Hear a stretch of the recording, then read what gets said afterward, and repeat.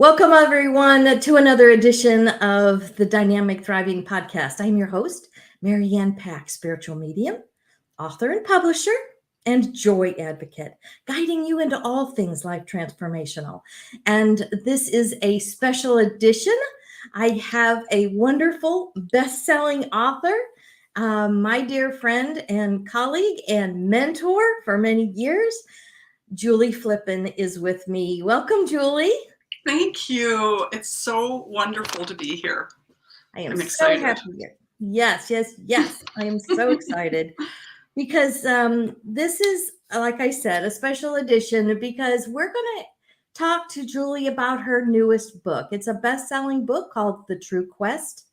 And she is, let me just tell you a little bit about Julie. Julie Flippin is a business expert, author, and coach. She began her journey with divine and living life fully in 1996 when she chose to get sober. Julie's career included executive management positions, troubleshooting, sales, leadership training before she left the corporate world to start her own successful accounting and bookkeeping business. Since that time, she's had a pull from divine to get into psychotherapy and working with private clients. And she's dedicated many years to that and then felt a call to coaching. That's where I met Julie. She was my coach. So then she became a business coach, specialized in helping entrepreneurs finding the lasting happiness and wealth by healing unresolved issues and confidently offering and selling the work they are here to do.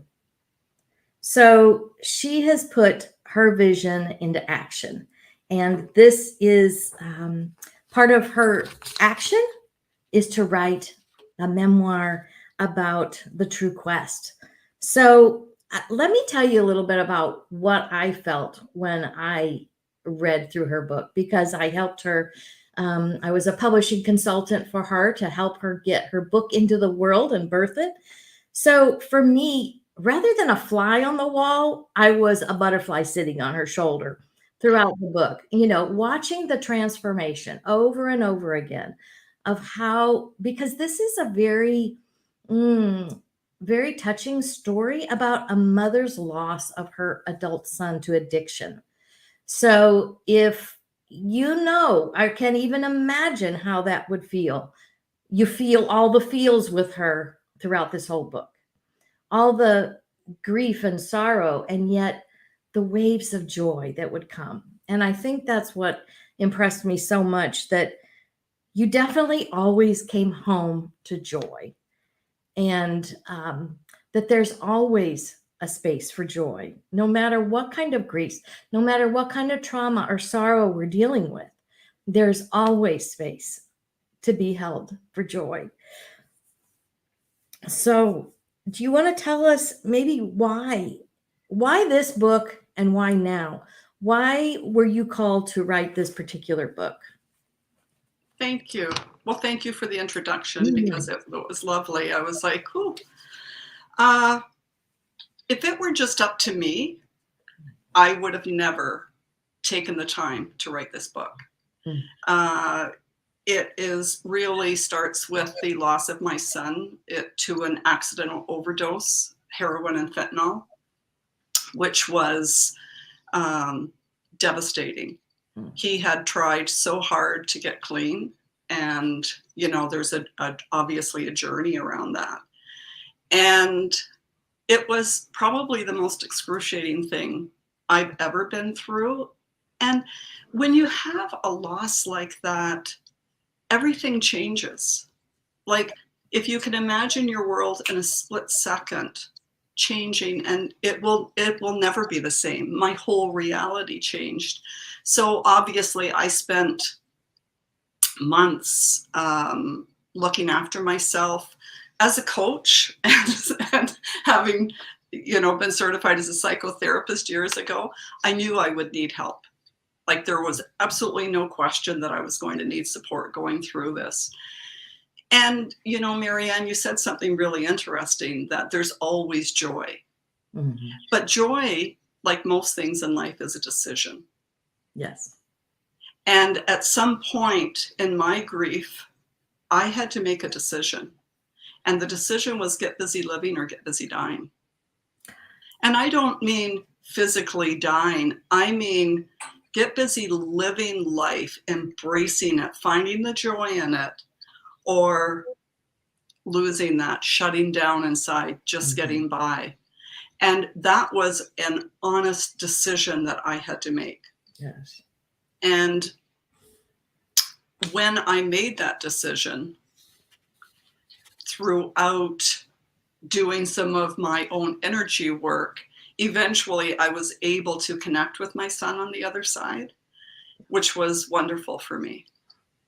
It was wonderful. So I had a new picture of him, not who he was, not the sadness, not the illness, but this vibrant being. And what came through to me around the book was, Mom, make my life matter. Yes. Make my life matter. And he had come through to me and basically said, I knew you were strong enough to go through this experience with me. And I knew you would use it to further your work and bring that out into the world. And when I got that message, I thought to myself, am I strong enough? Can I really do this? Can I, create a book? Like, seriously? I was like, Ryan, seriously? And because I don't consider myself a writer per se. And that was really clear. And that was really why I decided to write. And it, again, was a decision. Yes. Yes. I love how you, throughout the whole book, that you talk about different ways that Ryan speaks to you, all the different ways. I love the little story you have about the little dime attached to your Fitbit, the magnetic part on your Fitbit. And there's just so many stories, y'all, that you're going to just so enjoy hearing how Julie hears from Ryan through other people give her messages, a painting she received.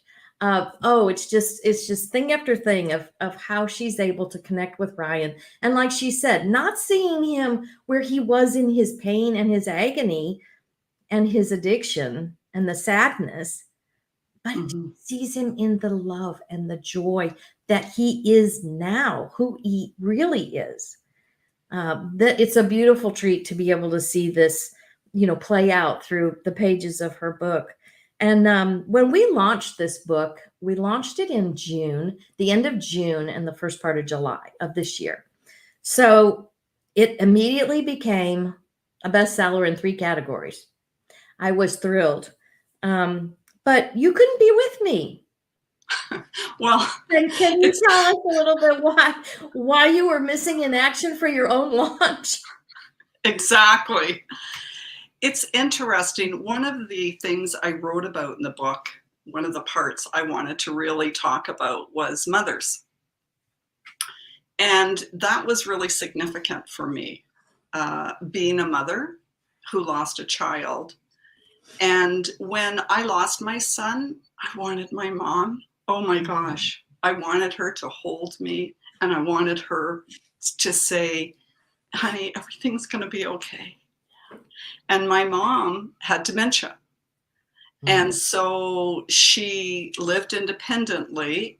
She had short-term memory loss. So she had long-term, some long-term because it was really advanced, but she couldn't hold the present.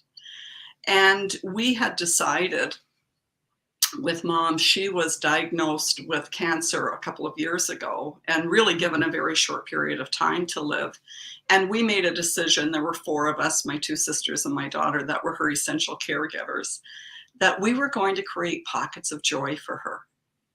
So every experience we had with her, it was going to be a pocket of joy. So we never told my mom that she had cancer. and that she was not expected to live very long. We did not tell her that my son had passed.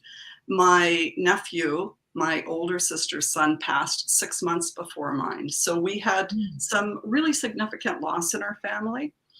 And we just made the decision not to, because if she was asking questions, it would be too hard. She would hold sadness and wouldn't know why she was sad.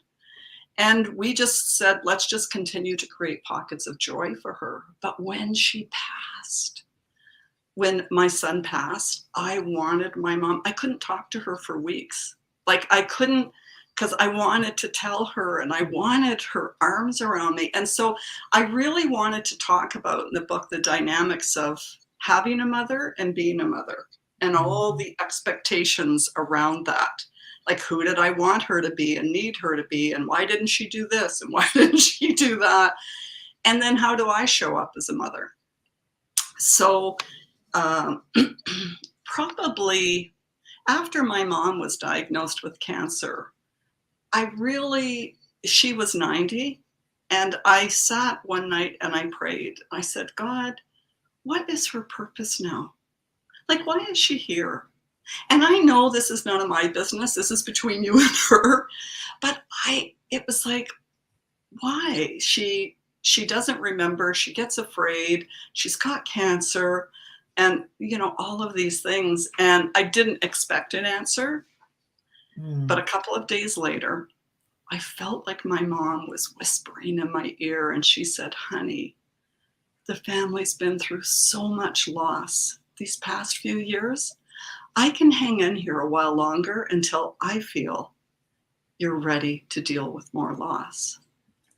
And Marianne, it's like I thought there was parts of her that knew everything that was going on. She was present for a lot of it, even if consciously and mentally, but she was receiving it. And it's like it made so much sense. Of course she was, because that's what mothers do. This is how we love. I'm okay, I'll suffer. Right. If there's not enough food, don't worry about me. And so mom lived for another 18 months, even though she had that diagnosis. And the day my book, Amazon delivered my book to my home, the proof copy, which, as you know, is really exciting. I could hardly wait to get there. When I was visiting my mom, she had had a fall and she went to the hospital. And we spent the next 5 weeks with her in the hospital. And then she went to hospice for her last 4 days. And it was I'll write about that sometime. It was a really beautiful experience to be with her. And I shout out to hospice and those workers there. They're the most loving, kind, wonderful people that you could have to help end of life. I said to my sisters, Mom is going to pass the day the book launches. I said, it felt like a full circle, like, honey, when you're ready. And sure enough, as you know, the day the official book launch, my mom passed. Yes. And I remember, Marianne, I don't know what I would have done without you. Sincerely, if anyone is looking for someone to support them in a book launch or publishing, like, you have just been an angel for me. And I mean that from the bottom of my heart, because I messaged you that morning and I said, I will not be present. Like, I knew this was my mom's last day and, the things that we needed to do. And she passed that day. Yes. It's like, I've come full circle. You're ready. And I don't believe that there are accidents. I think things really unfold in just the most magical way if we're able to get to the magic.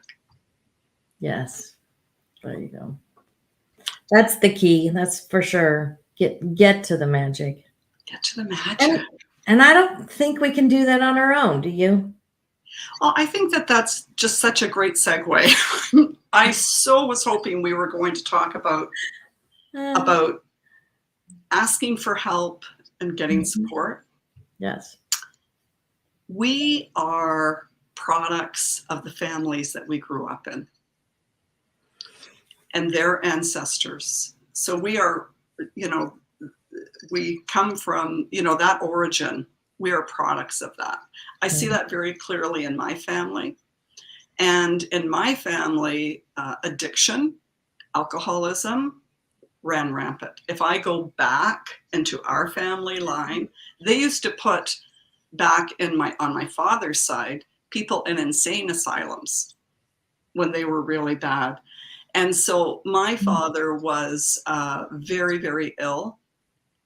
And growing up with that, if he had too much to drink and was angry, he would get a shotgun out and threaten to kill us. And we had nowhere to go or no one to ask. We did phone the police a couple of times, and they literally came over and hid his gun. They said, he'll sleep it off, you know. So I learned there was no one that's going to help me. Like there was no one to ask. So one of the things that happened to me is I learned don't ask. When I started my first business, I got, you know, we had the paper calendars then because we didn't have digital. I would go and on the top of every page, I would write, if it's to be, it's up to me. If it's to be, it's up to me. If it's to be, it's up to me, because there was no one to help me. So what I couldn't really wrap my arms around is, although that was my family origin, there was a divine origin as well. So yes, I came through this line, DNA, genetics, but I came through source. I came here to have a sourced experience. And so finding this space where it's not just about the family and all of the default energies that come with it and how I survived and, you know, my survival skills, but there was this spiritual part. And as time went and I hit my bottom, as you said at the beginning, I had to ask for help. I really hit bottom. There was nowhere for me to go. And so I started to learn to ask for help. Sometimes it's hard for me today. It's like, I want people to see me a certain way. You know, you and I had a conversation before we got on this call today, because everything is sourced. Yes. And we had a conversation about whether or not we were even going to do this today. Right? Yes. And I'll just share, because I'm sure people are wondering why we would make that decision. And it ties into all of this, is the resilience that we have and the connection we have to the divine, and understanding our soul is always calling us somewhere towards joy, towards the ability to have something significant and important in our lives. It means I need to feel important and significant. And so going through, and life is beautiful when I don't have all these outside circumstances happening. I mean, it's amazing.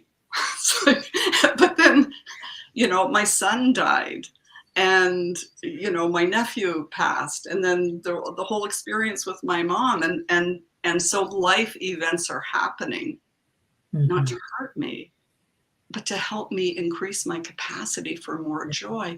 And it's hard to imagine that these types of events are happening to increase my capacity for more joy. And so this morning, because see, I mean, ego, you know, will come in. It's like, oh, I'm going to prepare, and what are all the brilliant things I'm going to say on this podcast? I mean, I'm just keeping it real, because I mean, it's what we do. It's like, what do I feel is important? And so I walk every morning with my sister, and away we go for our walk. And we decided to go a different route. And we were down by the beach, because we live around a beautiful lake here. And a young man came running across the field where we were, yelling, "I need Narcan." And for anyone that doesn't know what Narcan is, if someone overdoses, they give them Narcan to revive them. And so we rushed over to where he came from, and there was probably someone late 20s had fallen down in the rocks and had obviously overdosed. And myself and another lady, she came with Narcan from somewhere, and we worked on him for, I don't know, 20 minutes. I knew he had passed several times. She was giving him CPR, and I was holding his head, and we were working on him, and until waiting for the ambulance to come. And it was incredibly intense. And he survived, and he lived. And I thought, I looked up and I said, is this how you're preparing me to do this interview today? To be so in my heart and to be real about what life is truly about. And Marianne, I was so grateful to have had that experience. Like, I was so grateful that I was there, and that young lady was there, and she took my hand and she kissed it, and she said, thank you. And I said, no, thank you. And so that's why you and I talked about there's emotion with all of that. Mm-hmm. And I thought about my son and those last moments. And there was something, when you lose someone, you hear there's a lot of poems that are shared with you, and there's a lot of sayings and different things, and they're beautiful. And people, please don't stop loving those who have lost. But there was one line I heard that really compelled me to write the book and to move forward and to get back into the land of the living and working again. And it was, live the life he wanted desperately, but couldn't. Live the life he couldn't, but he desperately wanted. And I thought, I can do that. I will, to the best of my ability, make his life matter, because he mattered. Absolutely. And so the book. And so that's what brought me to the book, and having an amazing book coach to help me through it, and you to publish. And it's been a journey of a couple of years, that's for sure. Mm-hmm. But the resilience we have. It's things, things aren't happening to me. They're happening for me. These are sourced experiences. Yes. Yes. You even talk about just not even sure that you wanted to let the book go when you were sending the last piece of the manuscript to your editor. I thought that was also, showed how, sometimes we just don't want to let those parts go yet. Yeah. Yes. Yeah. Part of that. Yeah. I had finished it, and it's like, okay. And I was sitting ready to hit the send. And I was aware of a couple of things. One was writing the book helped me connect with my son. Oh, yes. And letting it go, like, what did that mean? Like, would I not be feeling him? Because I channeled so much of it. I channeled the stories that were meant to be told in that book. And just as I was sitting there hovering, my phone rang, and it was my mom, who only called me if she was out of wine, or she'd call and say, why did you call me? And so I'm like, oh, hey, Mom, or if, something's wrong. And she's like, hi, how are you? I said, good. She said, yeah. So I said, is everything okay? And she's like, yeah. She said, I just phoned to tell you I love you. Oh.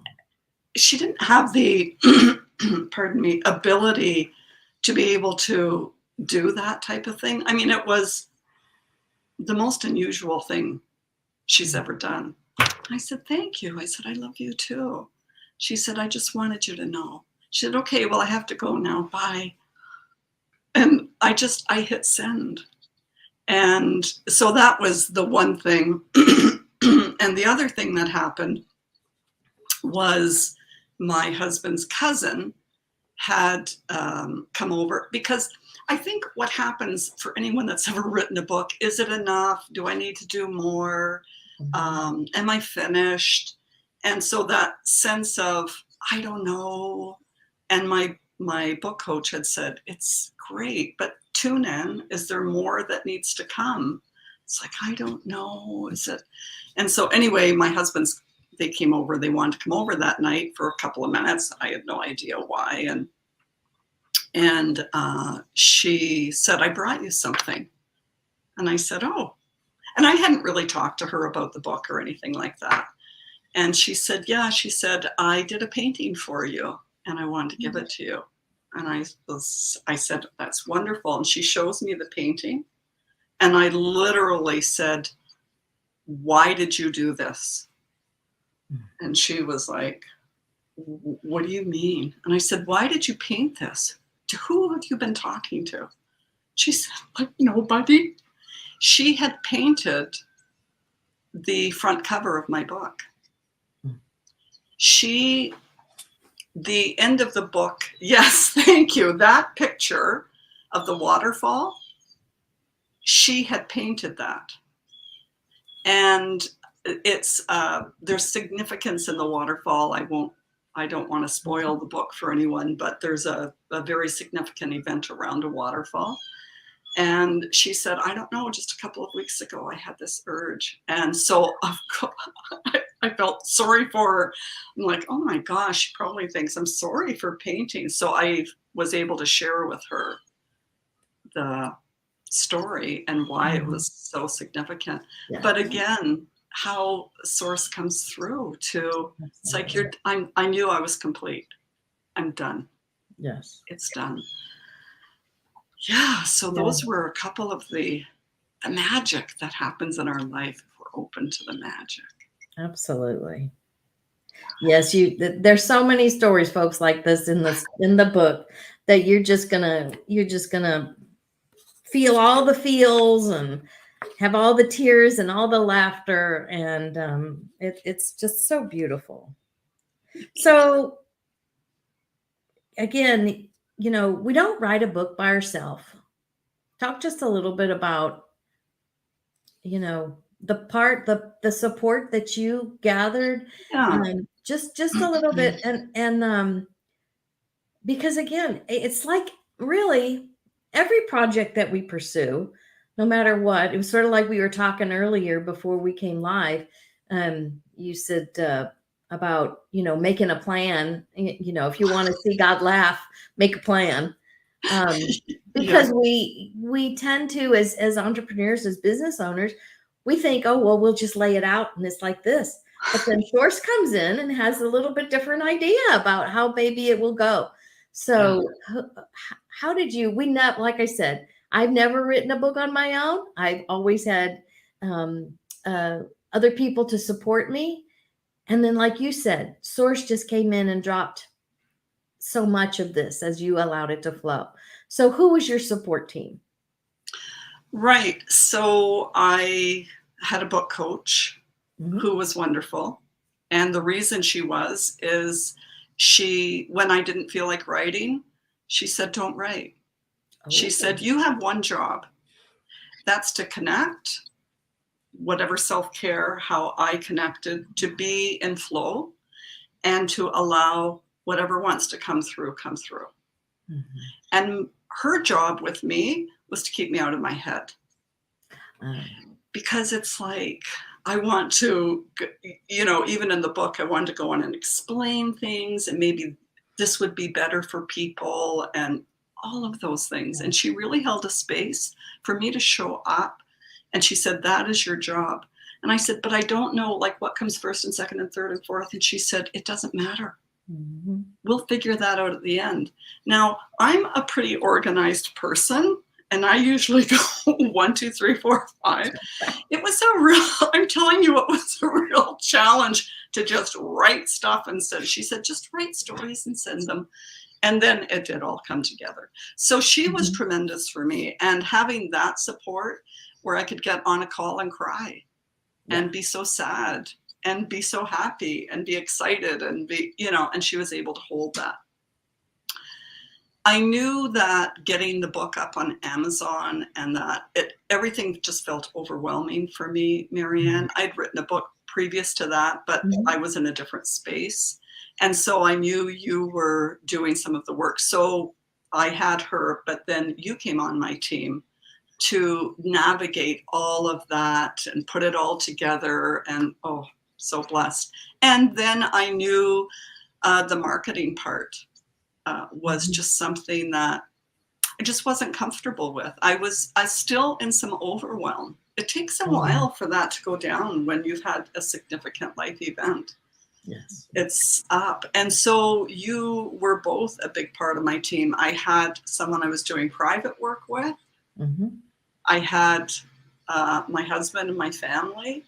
And because it sometimes takes a whole community to help with that. And so, yeah, it was just made everything very easy for me to at least get it out to the world. And then I just really allowed the universe to do with it and use it in the best way possible.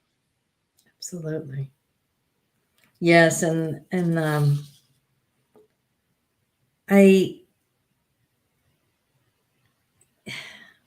it always, when I read your book and, reviewing it again last night in preparation for coming, it's just always, it just lets me touch back in to my source. I mean, because the way you've written it, it's we do get in our head so much. We think, well, we know how to handle these situations. Well, we know how we would handle trauma or tragedy or whatever, and we don't. We No. have to feel through it. We have to connect to source, because again, that's where our joy is. That's where that foundation that supports why we're here, what we're doing, how we're in service, how we live our lives, how we speak, our expression. So it all always revolves around touching back into our source side of who we are. So I know this is, I always say our mess is our message. And this is certainly, we would call maybe some of the hard things that we go through as a mess.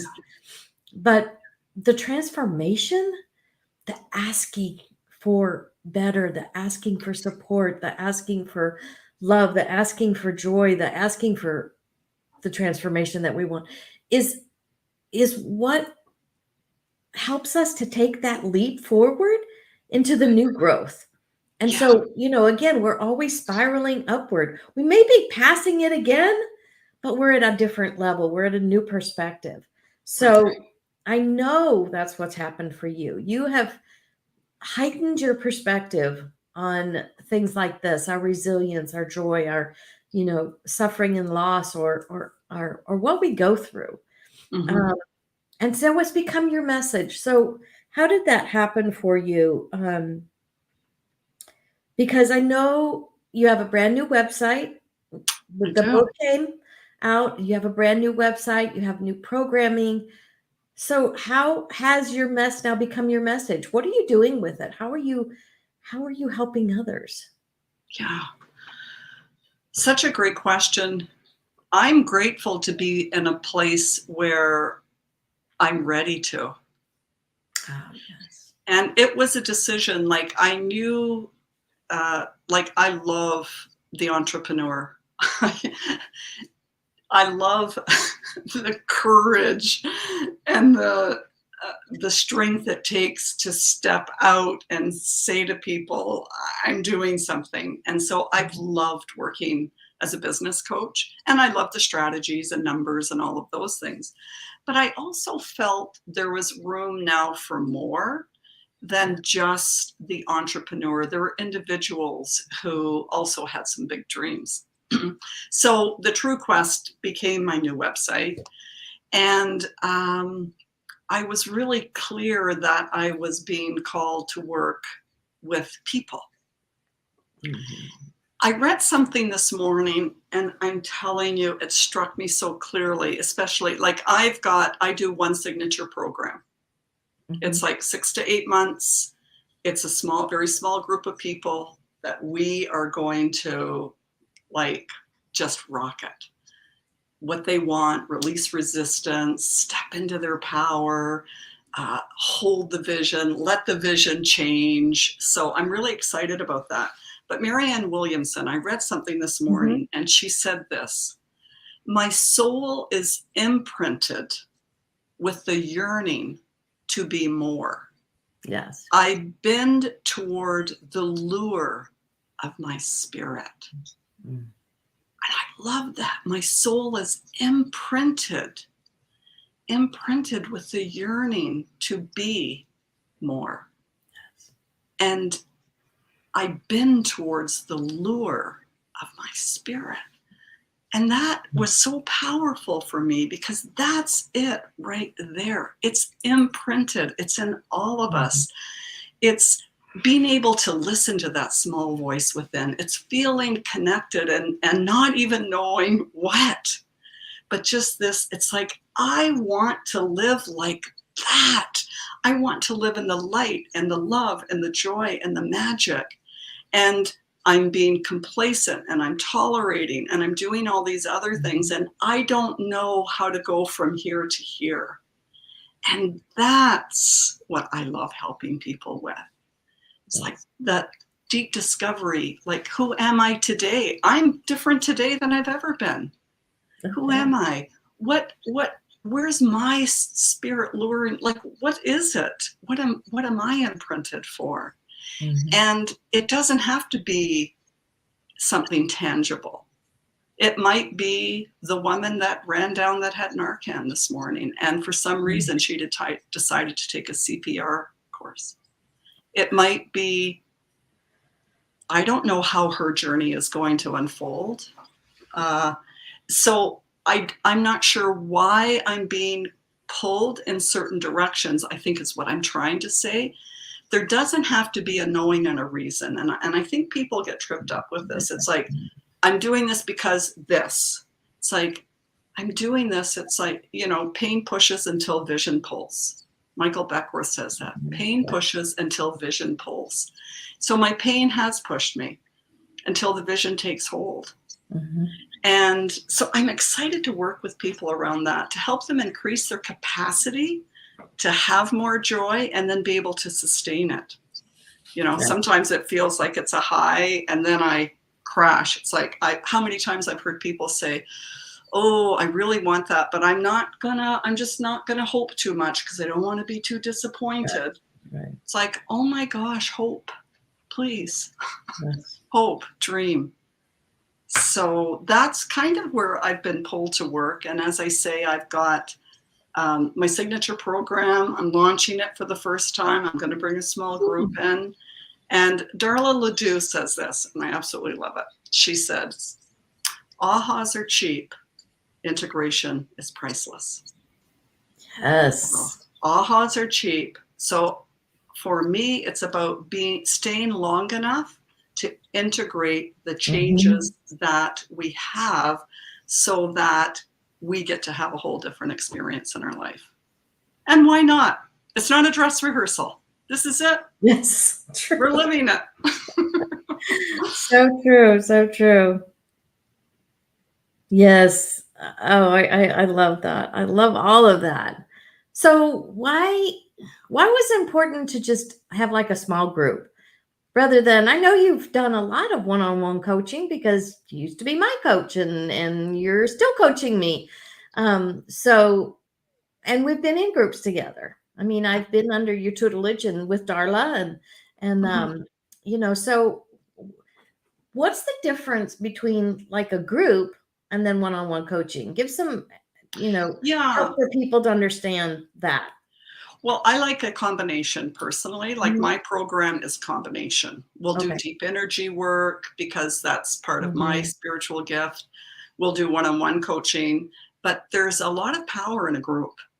Yes. And I know we've both been in groups. I've been in my own groups. You've been in your groups. The power of watching and being part of someone else's transformation, Yes. uh, it's priceless.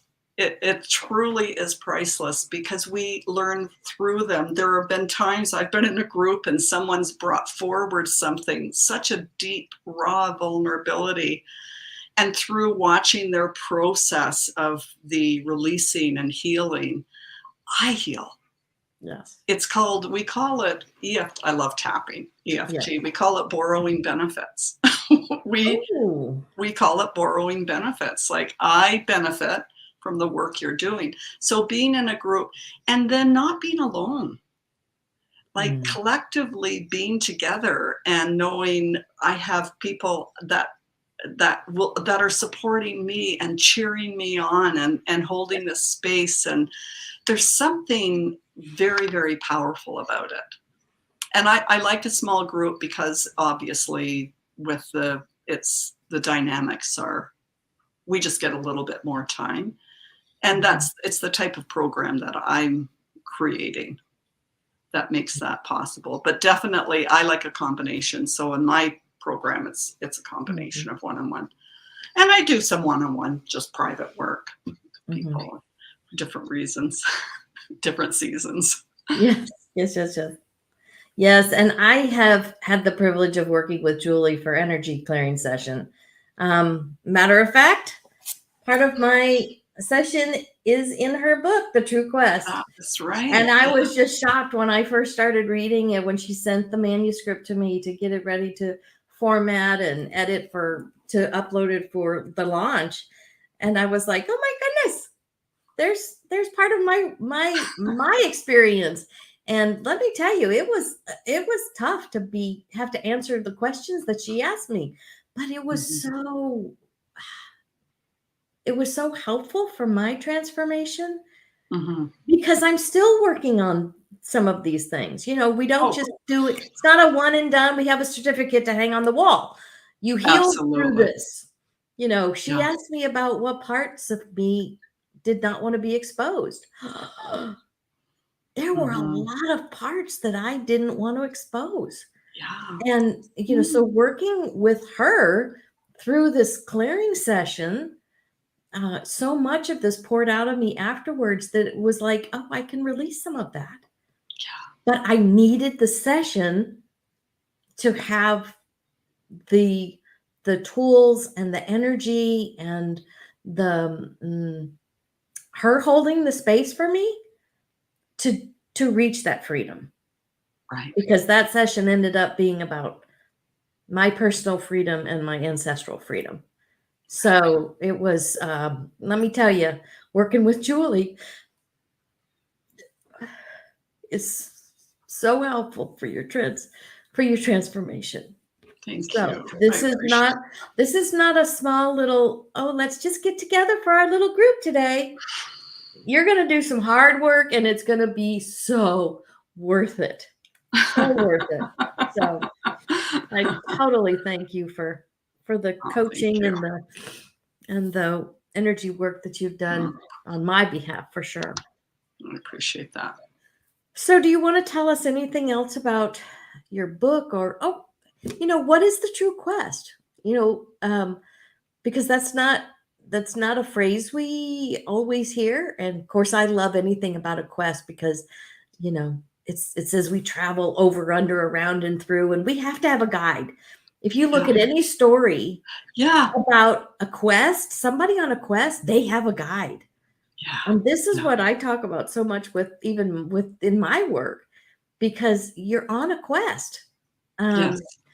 And we do have to have guides, because we can't always see our blocks. We can't always, it's sort of like sometimes we have those logical blinders on, and we're Mhm. not allowing source to come through. We're not looking for Mhm. that joy. So tell us what the true quest is. Well, I think the true quest is our life. It's Mhm. the quest to live in joy and love, Yes. really. And for me, it's gone from the tangible, although I like nice things, they bring me Mhm. joy. We bought a new TV last night, it brings me joy. Yeah. But to really don't, it's like not becoming complacent in our lives. Yeah. Okay. So it's society. I mean, we've had some real definite society beliefs of you grow up, you get married, you have kids, you get a house, Mhm. you work, and then you retire, and then so there's this box of, okay, well, I've arrived, and it's like Mhm. that's great if that's where you're called. I'm not putting that down at all, but it's really listening. What am I here for? Yeah. What am I here for? What is my true quest? Mhm. What does Source have for me? What am I to learn in this lifetime? What's the old what's my purpose? But kind Mhm. of like that. What is my purpose? And what trails will I traverse in order to get to that space? And along the way, there's so much joy and love, and there's sadness, and there's grief, and there's we're human. We're supposed to feel all the emotions that we feel. But that to me is the quest. It's continuing to expand and grow and, seek more light, more love, more joy, and finding our muscle of resilience when Mhm. we hit those spots. Like this morning was a real it was a very intense situation. And I mean, the parallels with watching this young man who died probably 4 times while we were working with him, and then survived, with my son. Like, I couldn't have imagined that that would be an experience, but that was part of my quest, Yes. to be more, to Mhm. feel more, to be able to hold more love and joy. I think that's the true quest. Yes. Yes, I agree. It's like Abraham Hicks always says, the mantra of the universe is more. Yeah. It's always asking for more. That's what puts the eternalness in eternity. There Right. has to be new creations. There has to be new growth. And you're talking about our ancestors, all the things they asked for, all the betterment, the improvement, you know, every generation jumping off a little bit further ahead than the preceding. It's like I always told my sons growing up, we homeschooled and through high school graduation, and I always told them, I expect you to surpass me, my Hmm. generation, because Right. as I surpassed my parents' generation and theirs before them. And so we're constantly in this state of growth and Yeah. expansion and Right. evolution. And so I love that we've had this opportunity to talk about what is the true quest. It's life. It's more life. We're always. It's like you said. Our what is our soul? Calling us to. What did you say? Marianne Williamson's quote was. It Repeat was that. It was so good. my soul is imprinted with the yearning to be more. Yes. I bend towards the lure of my spirit. Yes. Our soul is constantly calling us to more. Yeah. Always calling us to more. Mhm. And what are we doing? Where are we? Are Yeah. we answering yes? What next? What more? What more? Are we trying to be out there and battle it logically, and it's not going to work because we're And spiritual beings? can I just say something? Because it's just, if it's not a yes for people right now, Hmm. it's okay. Yeah. Yes. And it's like, this isn't a right or wrong, good or bad, Hmm. do it now. This is listening to me. If someone had said to me 18 months ago, uh, write the book now, it would have been no, Hmm. because I wasn't ready. So how do I hear things like this and feel like I'm not ready, and love where I'm at anyway. Yes. Love where I'm at anyway. If I'm not, it's okay. Mm-hmm. But it's like, I don't want to beat myself up and say I'm doing something wrong because I'm not this. I think what we're saying is continue to hold a vision that I'm getting ready and doing whatever it is I'm being called for right now, but just fall in love with wherever you're at. Mm-hmm. And when it's time to make a bigger step, because every step is important, whether it would be like working with me or working with someone, or Mm-hmm. simply making a small decision that day to not gossip at Mm-hmm. work, they're equally important. And so just, please love where you're at, and Yes. know that if you're listening to this, it's because you're supposed to be hearing something here. Yes. Yes, I totally agree. Yeah, it's personally for me, it's sometimes hard to be at peace with where I am Right. because I have a bigger vision, and Yes. it's like I want to get going with it, or whatever it happened to be. But sometimes it's just hard to. Okay, I am where I am, and where I am is okay. Right. Because And I'm then okay. the path I'm will be okay. revealed. Yeah, the path. Right. Yes. I had a sponsor in AA, and she used to say, I'd say to her, if something came up, it's like, I don't know if I'm ready to do that yet. And she'd say, don't worry about it. It'll come back around. It'll come back around. You'll have another opportunity. Or I'd feel like I'd get hit about 5 different times in the head where it's like, is this about me? Am I supposed to be doing something? Or, I don't know if I'm hearing you right. And I loved all those, like growing through all of that. And it's like, shoot, sure, it'll come back around. I mean, she was priceless. My sponsor, Linda, she would say, deal with it now or deal with it later. It's like, Yeah. Yes. But if you're seeing it because you're ready, so yes.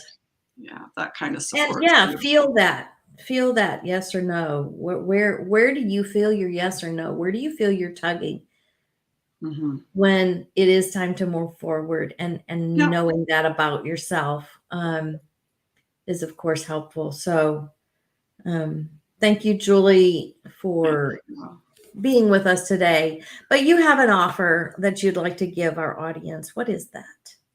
Yeah, I just really wanted to say, if there was anything that came up for people, if they really feel compelled, they'd like to have a conversation with me, whether it's about a program that I have going on or just something about themselves, you can have a call with me. I'm open to having some conversations with people. So you can go on my website. There is a form. You can just sign up for a call. It gives you access to my calendar and things like that. You're welcome to email me, julie@thetruequest.com. And so if you feel there's something that you want to talk about, I'm here. I'm here for you. Wonderful, wonderful, wonderful. So let me just put that up. Julie at the True. All right, I'm scratching on the computer, but I wanted to put this up because I didn't get it beforehand. Julie at thetruequest.com. If you want to email her, if not, you're certainly welcome to just go to her website, thetruequest.com, and you can find this complimentary call and just look around her website, because your other book is on there too also, right? Yes. Yeah. And that's more of a business. Isn't that it leans towards business. Pitiful or powerful, you choose. Oh, pitiful or powerful, you choose. Yes. Yeah. It's for both, but it'll probably lean a little bit to the business sense. So So I want to thank you, Julie, for coming on our show, the Dynamic Thriving Podcast. And everybody, thank you for joining us, because I would love for you to comment and share. If you have a question, we'll get that question to Julie if you even post it in a comment or whatever. We'll be in touch. And, share this. If you know someone who has had a loss of a child or just a loss in their life and they feel lost and they're looking to, you want to support them with their joy, with the joy of who they are, and support them. Share this message, share this podcast with them. You're always welcome, of course, to go to our website. It is wearejoybooks.com. And I have several books on there. There are more coming in the works. We are normally on the podcast doing the Unmuted Voices series, but I wanted to have a special time with Julie as an author and a published bestseller. So, but our books, and you will also find Julie's book on wearejoybooks.com. So either way, either website, the True Quest or wearejoybooks.com, you'll find Julie's book. Or Amazon. Or Amazon. Yes, you can search for Amazon also. Yes, absolutely. So, Julie, do you have any closing words of wisdom you'd like to leave us with? Yeah, just I would say the greatest gift we can give ourselves is to tune in, feel the deep connection, and just fall in love with you. Yes. Fall in love with you. That, if there was only one thing we could do, the more love you have for yourself, the more love you have for the world. And that's how it goes. It's not the other way around. Yes, absolutely. We have to fill up our cup first, and as everything falls out of our teacup into the saucer, that's where we serve. That's where we're able to express so much of that overflow of love. Yeah. Because it comes out of our overflow. So we have to have ourselves filled up first. So I love you. Thank you, Julie. I love you. Thank you. Thank you so much. Thank you for spending time with us. Remember, you are joy looking for a way to express. And let's write the world happy, one word at a time. We'll see y'all next time.